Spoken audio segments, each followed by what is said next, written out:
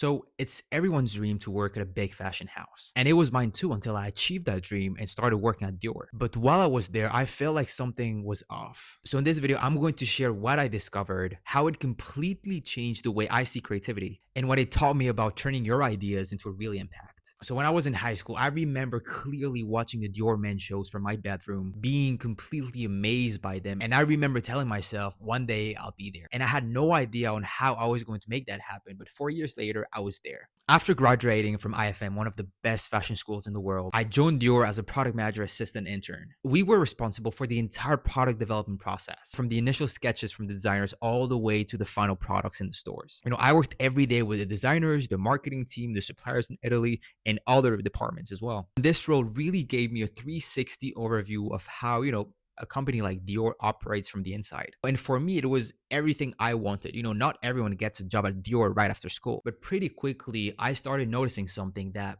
bothered me. As an intern, you come in full of ideas, full of energy, full of creativity, full of curiosity. I had a million ideas every single day about design, marketing, structure, strategy, but I couldn't share them. Why? Because I was just the intern. I was there to execute, not to think, not to contribute. And I remember that this was the first small crack that I saw in the illusion of working there, not being able to fully express myself, specifically creatively. And as time went by, that feeling grew, and I started noticing something else as well. I realized that even the designers, so the heart of the company, the people creating everything, the ones you assume have, full creative freedom, they were limited because they had the design inside of boxes. So they were creating at maybe 20, 30% of their full creative capacity because every product had to follow strict codes, house rules, and, a visual guidelines that define what Dior should look like. And that's really when something in me started to shift. I realized that creativity, even at the, highest level, is limited. And in that case, limited by the brand and the company itself. So there I was,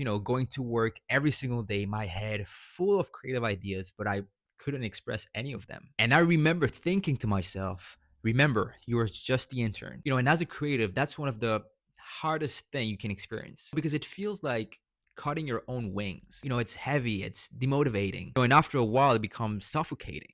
As creatives, we see problems and our minds instantly start thinking about solutions. And that's what creativity is: problem solving in different form, different ways, because it all comes from the same drive. We create to solve. And I'm sure that you, as a creative person, you can relate. So coming back to the story, for me, that's where the real conflict started to kick in. I could see problems every single day, everywhere, from design, communication, process, even strategy. And I had ideas for all of them, but I couldn't use them. And like I said, that realization started to eat me up from the inside. And I started to think, if I couldn't put my creativity at work at Dior, where could I put it into work? And once I understood that, my creativity had value, that I could solve real problems, I started wondering what might happen if I started using that creativity in my own terms for me. And that's when I really started looking outside of Dior to use my creativity. And that's really when something flipped. So once I started looking for ways to put my creativity to use, I remembered something I had done before Dior. I had done a really small freelance project that I did unintentionally. And it was a really simple translation project from French to English. And I remember it clearly. I was paid 300 euros, which is $330 for it. And it took me less than 30 minutes to do. And at the time, I didn't, think much about it. But now it suddenly made sense. It was proof that even, small skills could solve real problems for others, for people who didn't have those skills. And if something as simple as translation had that kind of value, then my creative skills could too. And that's when it clicked. Creativity can solve problems, help others, and be something you can build from and even monetize. And that realization hit me super hard while I was at a super low point. And I was at a low point while working at the company I wanted to work for years. And I was at the lowest point because inside Dior, I knew I would never get to use my creativity fully. Because like I said, even the designers, some of the best designers in the world, were using maybe, like I said, 30% of theirs.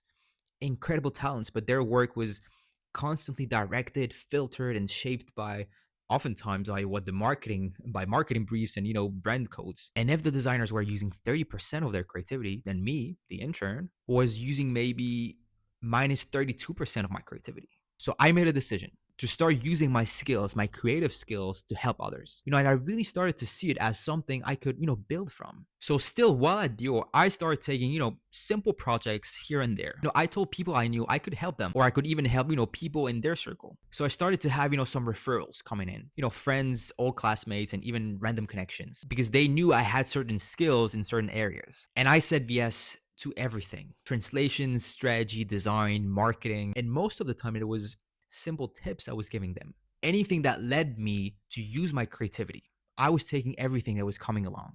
I said yes to everything because I think I was at a point where I needed my creativity to get out. That's it. That was the only thing that was on my mind. So I grabbed every opportunity I could. And like I said, it was small things, small tips here and there. But even then, I realized I wasn't using my full creative potential. I was applying my skills, yes, but not my strongest creative abilities. The ones I was, passionate about, the ones that could have the most impact. Yes, I was being creative, but in part, not fully. But the thing was that I wasn't exactly sure what my top creative skills were. And that's where I really started to dig deeper. So I reflected on my own projects that I did back in school or even while I was at Dior. I started to reflect on everything. I spoke to designers at Dior about it. I attended some conferences, mostly online, and had endless talks with many creatives. I also experimented in different ways because I was searching for a way to really identify what I was best at, my top creative skills I could use that could create the most impact. And so after months of research, testing, learning, I created a system, a way to find where my top creative and marketable skills truly were. And so everything I've tried, everything I've observed, every piece of feedback I got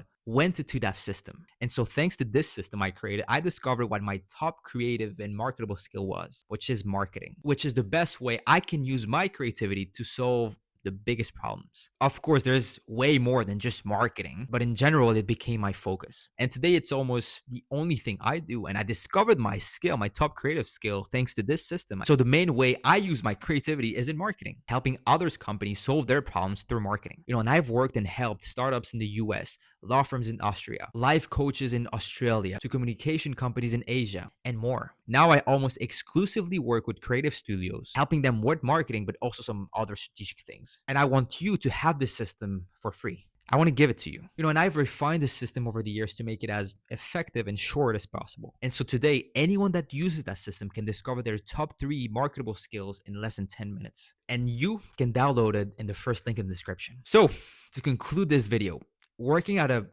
really big fashion house or a really big company is incredible. And I'd even say that it's necessary at some point in your career to accelerate all the learnings, because I learned way more than anywhere else at Dior. But the truth is, you cannot rely on most companies for your life, your future, or your career. Because as a creative, your real power comes from using your skills, building something, and helping others. Don't depend on the company. Depend on yourself. Because just last week, Amazon cut 14,000 jobs because of AI, and it's just the beginning. Changes are coming fast, faster than ever. And the only thing you can truly rely on is your skills, your knowledge, and your execution. Your creative skills aren't just a hobby. They're valuable, monetizable, and capable of solving real problems for others. And the crazy thing is that most creatives don't even realize this, just like I didn't for a while, because realize that inside of you, you have a gold mine that you haven't even tapped in yet. A set of abilities, insights, creative ideas that can solve problems and create opportunities. And every day that passes without using them, that treasure that you have inside of you stays buried, hidden. Meanwhile, someone else, maybe less talented or less creative than you, is already using skill like yours and connecting with the people and the opportunities that could have been yours. Waiting is killing your potential. So don't wait for the perfect time. Don't wait for someone else to tell you you're ready, because you already are. So download the ebook. It's a free ebook that anyone can use to discover your top 3 marketable and creative skills in less than 10 minutes, to start using your creativity to your own advantage. And don't forget to subscribe.